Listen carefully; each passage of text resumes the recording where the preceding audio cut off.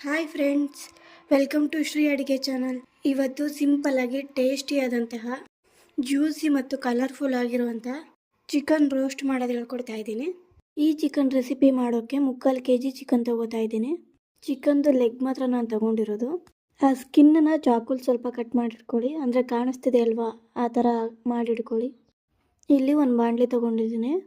ಬಾಣಲಿಕಾದ್ಮೇಲೆ 4 ಕೆಂಪು ಮೆಣಸಿನ್ಕಾಯಿ ಹಾಕೋತಾ ಇದ್ದೀನಿ. ಮೀಡಿಯಂ ಫ್ಲೇಮಲ್ಲಿ ಹುರ್ಕೊಳ್ಳಿ.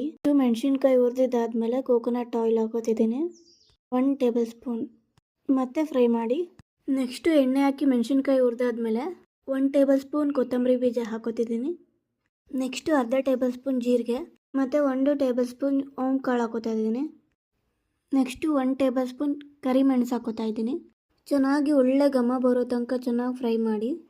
ಫ್ಲೇವರು ಸ್ಮೆಲ್ಲಲ್ಲೇ ಗೊತ್ತಾಗುತ್ತೆ, ಅಷ್ಟು ಚೆನ್ನಾಗಿ ಉರಿಬೇಕು. ಫ್ಲೇಮ್ನ ಆಫ್ ಮಾಡಿಬಿಟ್ಟು ಇದನ್ನೆಲ್ಲ ಒಂದು ಮಿಕ್ಸಿ ಜಾರ್ಗೆ ಹಾಕ್ಕೊಳ್ಳಿ. ನುಣ್ಣಗೆ ರುಬ್ಕೊಳ್ಳಿ, ನೀರು ಹಾಕೋ ಹಾಗಿಲ್ಲ, ಹಂಗೆ ಡ್ರೈ ಆಗಿ ರುಬ್ಕೋಬೇಕು.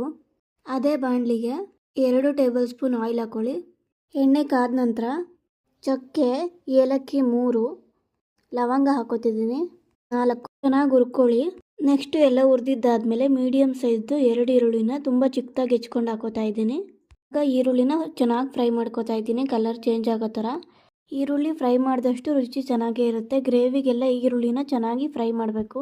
ಈರುಳ್ಳಿನ ಚಿಕ್ಕದಾಗಿ ಕಟ್ ಮಾಡೋದ್ರಿಂದ ಥಿಕ್ನೆಸ್ಸು ಗ್ರೇವಿಲಿ ಸಖತ್ತಾಗಿ ಬರುತ್ತೆ. ಸ್ವಲ್ಪ ಗೋಲ್ಡನ್ ಕಲರ್ ಆಗೋ ತನಕನೂ ಫ್ರೈ ಮಾಡಿ. ಈರುಳ್ಳಿ ಎಲ್ಲ ಫ್ರೈ ಆಗಿ ಕ್ವಾಂಟಿಟಿ ಸ್ವಲ್ಪ ಕಮ್ಮಿ ಆಗಿ ಕಲರು ಚೇಂಜ್ ಆಗಿ ಸಖತ್ತಾಗಿ ಕಾಣಿಸ್ತಿದೆ ಅನ್ನೋವಾಗ ಶುಂಠಿ ಬೆಳ್ಳುಳ್ಳಿ ಪೇಸ್ಟು 1.5 ಟೇಬಲ್ ಸ್ಪೂನ್ ಹಾಕೋತಿದ್ದೀನಿ. ಶುಂಠಿ ಬೆಳ್ಳುಳ್ಳಿ ಪೇಸ್ಟ್ ಹಾಕಿ ಚೆನ್ನಾಗಿ ಮಿಕ್ಸ್ ಮಾಡಿದ್ಮೇಲೆ ನೆಕ್ಸ್ಟು ಚಿಕನ್ ಹಾಕೋತಾ ಬರೋಣ. ನೆಕ್ಸ್ಟು ಒಂದು ಅರ್ಧ ಟೀ ಸ್ಪೂನ್ ಅರಿಶಿನ ಪುಡಿ ಮತ್ತು ರುಚಿಗೆ ತಕ್ಕಷ್ಟು ಉಪ್ಪು ಹಾಕ್ಕೊಂಡು ಚೆನ್ನಾಗಿ ಮಿಕ್ಸ್ ಮಾಡ್ಕೊಳ್ಳೋಣ.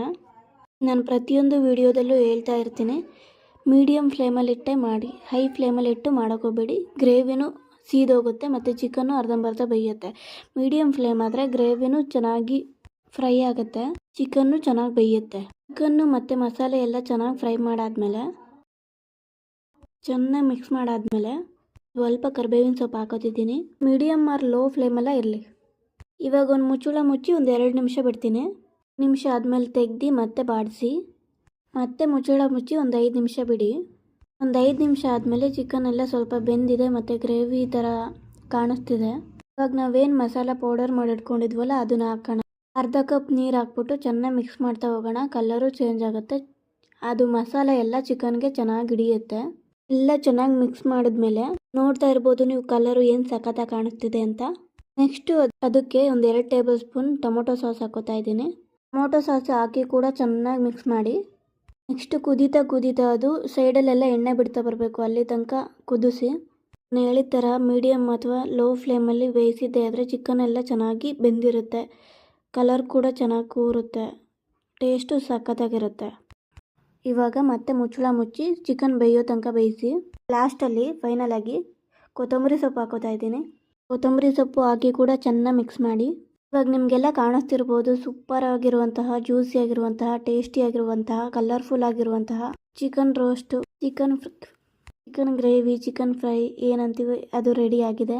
ನನಗಂತೂ ಖಂಡಿತ ಗೊತ್ತು ನಿಮಗೆಲ್ಲರಿಗೂ ಇಷ್ಟ ಆಗೇ ಆಗುತ್ತೆ ಅಂತ. ದಯವಿಟ್ಟು ಟ್ರೈ ಮಾಡಿ, ಹೇಗೆ ಬಂತಂತ ಕಮೆಂಟ್ ಮಾಡಿ. ಬನ್ನಿ ಇವಾಗ ಸರ್ವ್ ಮಾಡ್ಕೊಳ್ಳೋಣ.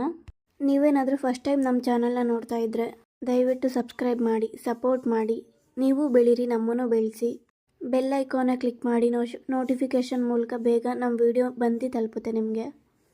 Thank you so much.